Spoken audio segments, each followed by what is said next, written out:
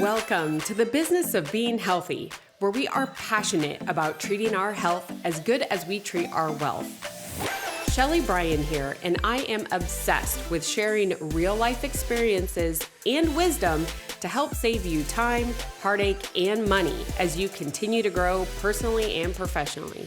Twice a week, we push aside that BS to take massive intentional action. And I promise by tuning in, you will receive the straightforward talk you've been waiting for, filled with actionable steps that will inspire you to achieve the health and wealth you desire while you are building your empire.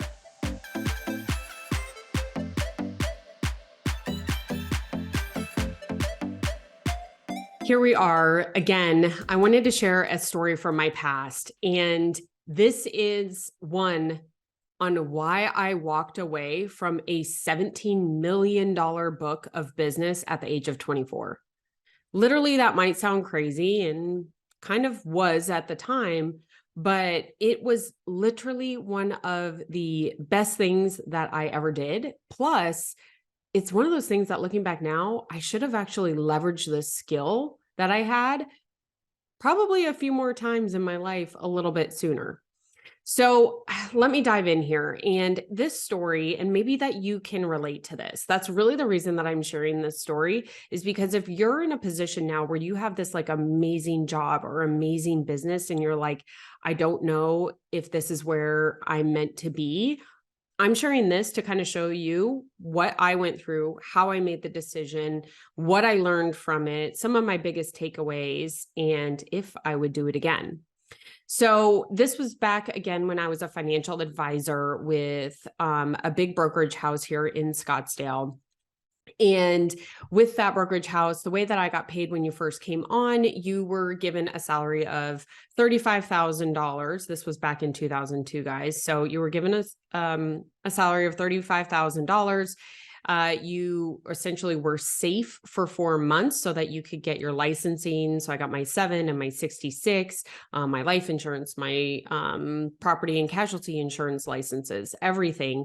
And then you had 7 months to basically build up your business. And over that 7 months, your salary started decreasing steps down with the thought that you're building the business to bring it up, right? You're bringing in the money. So when you first hear that, it's like, holy cow. I mean, this was like out of college. First off, everyone told me I was not going to make more than 20,000. I gave them the middle finger, made 35, but it was not like safe, let's call it. And, looking back, I actually feel like this way of getting paid is one of the best ways that you can get paid. Because listen, there's no option. You have to succeed. And those that don't, they left. And it was interesting, think of boiler room. I know I've shared this before. You're sitting in the bullpen. I was one of 20 young men, right? All kind of in the same age in that room. And you can imagine like the jokes, the whatever, it didn't bother me, but it was just like one of those things that I could see who was going to fail and who was going to succeed very quickly.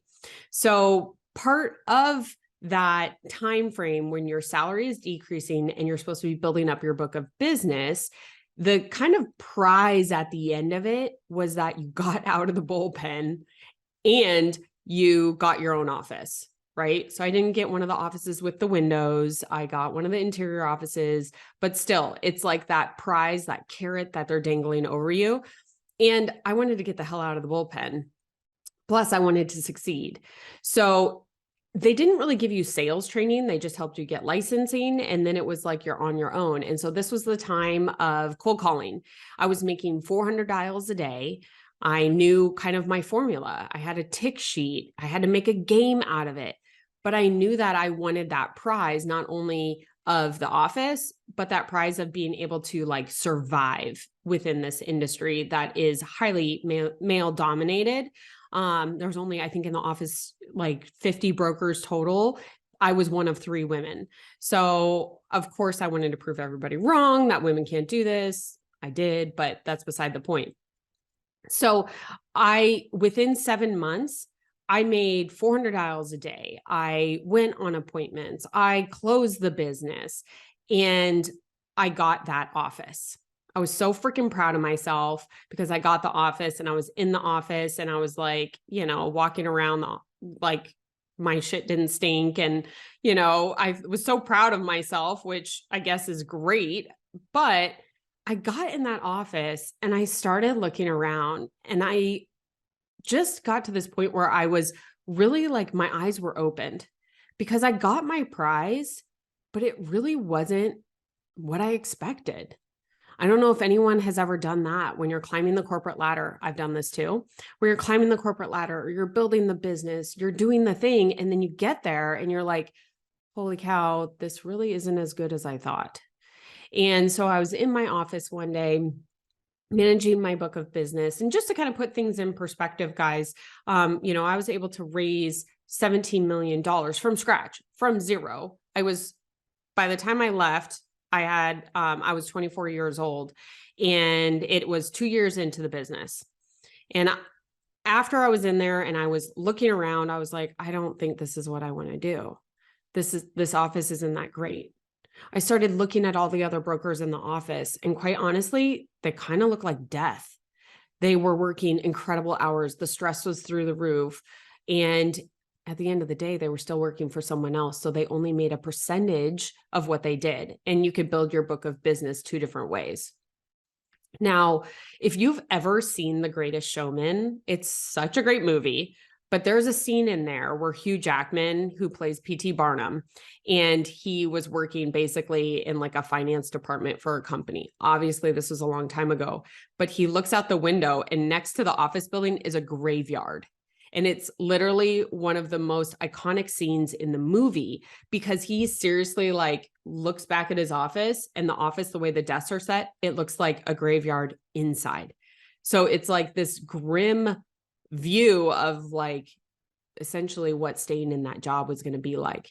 Now, obviously, I'm talking 2004. This movie didn't come out till several years later, but as soon as I saw that movie, it brought me back to that time when I was in the office and I was looking around at everybody and I'm like 24, I have years ahead of me. I'm thinking, oh my gosh, everyone looks like hell in here. What am I doing? I don't know that this is what I want to do for the rest of my life. And once you kind of start gearing towards that 3rd year in brokerage, at least this was how it was for me in the day, is that you kind of are like, I'm either in it for life or I move on. Like, what am I going to do? And that really helped me make a decision. But I was like, okay, what do I like and what do I not like about this position? And it's really like you're building this book of business on your own, right? You are kind of running a business within a business, but still they're taking the gigantic cut of the income that you're bringing in. And I knew that it was just not where I wanted to be. That being said, I knew that there were some really good things that I loved about the business.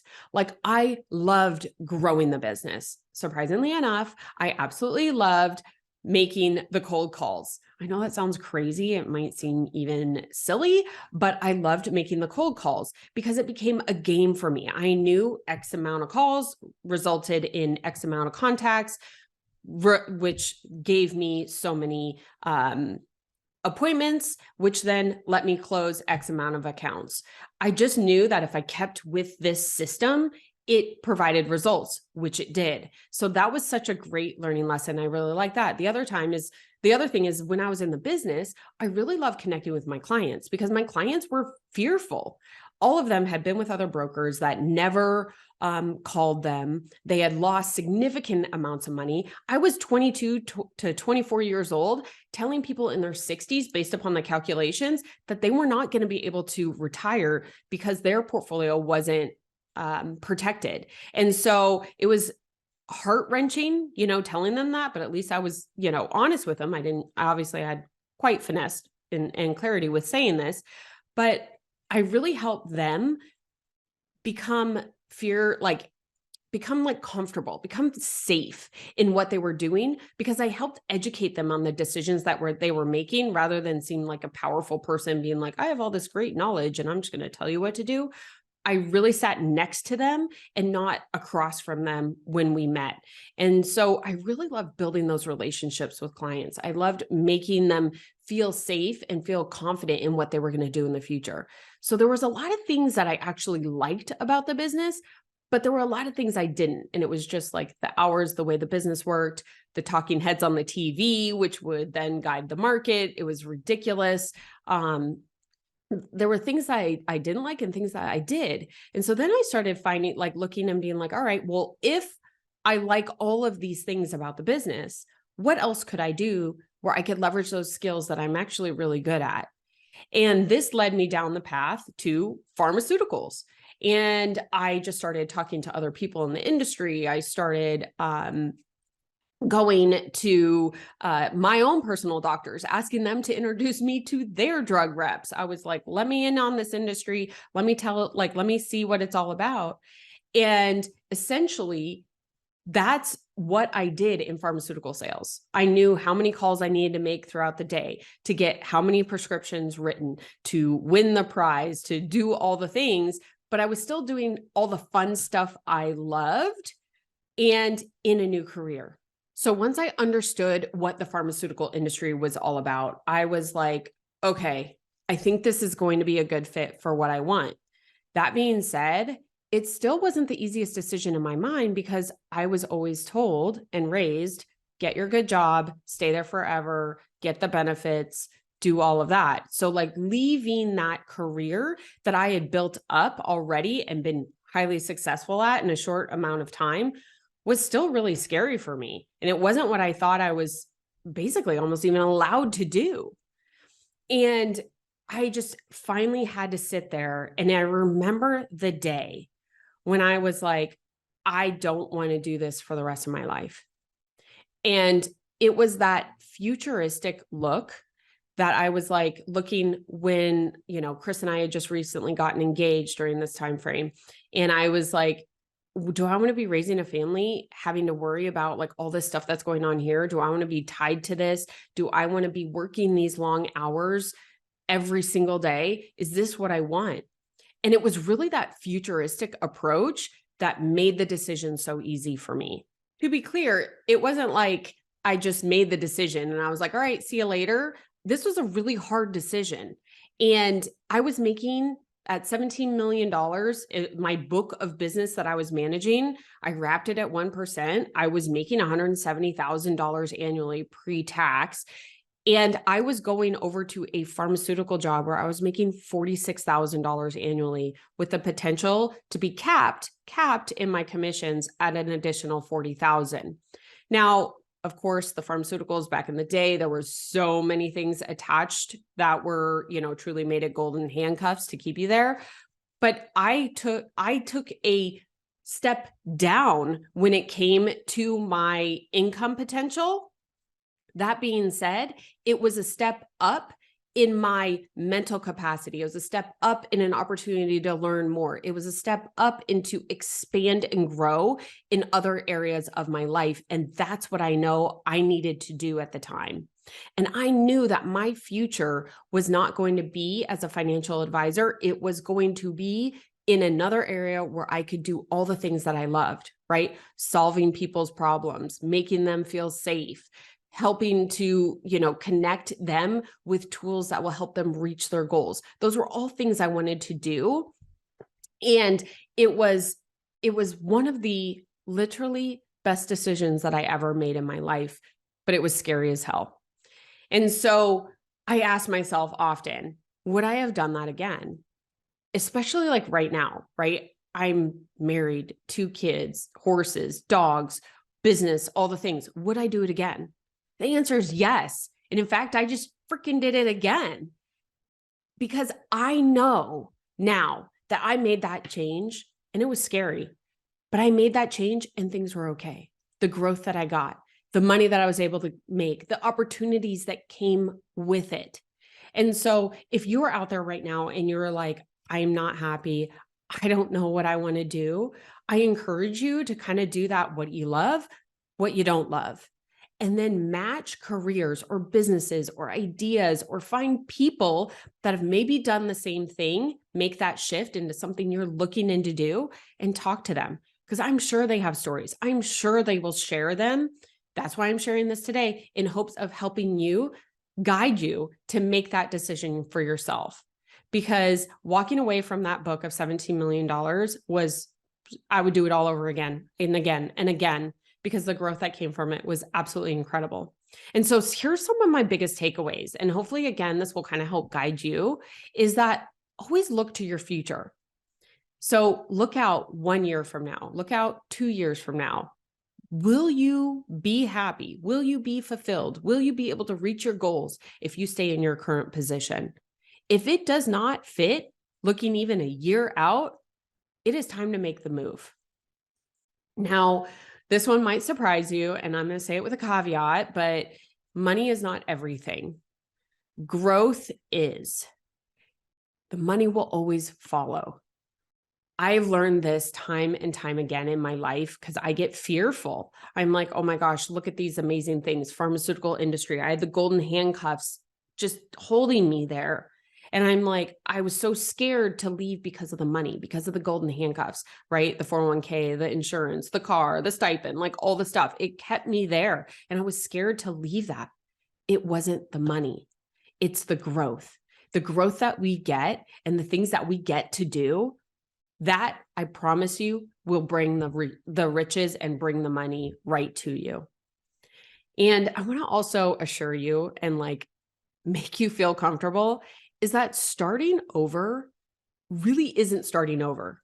Again, I just turned 43, and I'm going full-fledged into one, you could call it two, I'm just extending one new career. And I am in such a good place because of my experience. And you are too. So whatever experience that you have gone through, that has literally set you up for this change that you maybe have been fearing, or you have been holding back from making this change, you have everything in you, based upon the experiences that you've been through, to be wildly successful in your new endeavor. So again, I wanted to share this story with you. It's really just been heavy on my mind, because I know we've been talking about pivot. I've had that conversation with a few of my guests on the show. Plus, I've, shared a pivot episode where I just pivoted again. And I wanted to tell you, like, this is here. This is now. You have everything in you to be able to do this. And my hope was to inspire you to reflect now. Can you make the changes now? Not in 1 year or 3 years or 5 years, looking back, wishing you had made the change now. So I hope that this just sheds some light today. I hope that it inspires you. If there is someone that you know, a good friend that you were like, I know she's struggling or he is struggling to make the change, I know they'll be so much better, right? Our friends can see us in what we need to be doing, but sometimes we have to make the decision. Well, all the time we have to make the decision ourselves. But if you have that friend that you know is destined to do something great, please share this episode with them. Hopefully it inspires them to take the jump. You are all so amazing. And I cannot wait to keep sharing more stories with you guys.